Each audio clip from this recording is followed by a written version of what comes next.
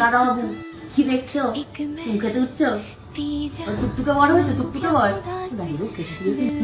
No গালি হয়ে গেছে। এত আছে কি ভাবছো সারাদিন? আজকে তো সিটি রিপোর্টে পুরো ফেল করেছো। এবার তো স্যারকে বোঝাতে হবে, স্যার আমি ফেল করিনি, আমি পাস করেছি। বলতে হবে তো, ডক্টর এলে বলবে না? চোখ যখন পিটপিট করছো আমার সামনে, এই বোনটার সামনে, ডাক্তার কাছে করতে গেলে তোমার কি হয়? কষ্ট হয়? তখন এরকম ভূতের মতো তাকিয়ে থাকো, কি আকাশ কুসুম ভাবো তুমি জানো। এখন তো দিব্যি করছো, আমাকে দেখে কি হবে? আমি কি ডাক্তার? তুই ভয় কিসের পাচ্ছিস? বাইরে যাওয়ার জন্য তো ভয় কিসের পাচ্ছিস? তুই বাইরে তো যেতে হবে বাবা।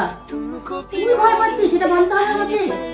তাহলে তুই আমার বাবার দোষ, তুই অন্য কেউ। আমি চিনি না তোকে, তুই কাল থেকে আর আসবো না। চিনি না এই লোকটাকে। আমার বাবার কোনোদিনও ভয় পেত না, বুঝলে? আমার বাবার কোনোদিনও ভয় পেত না। এটা কে না কে, খালি ভয় ভিতু, বসবে না, দাঁড়াবে না, উঠবে না, মুখ থেকে খাবে না। কাল থেকে আসবো না, তাই করবো? আসবো? একটু ঘুম করো, কি আর দেবে প্লিজ, স্যুপ আছে, খাবি? খাবি? স্যুপটা বার করে দাও গো, খাবে সে। স্যুপ খেতে ইচ্ছা হয়েছে। হ্যাঁ, এখনো উঠে বসে খাবি?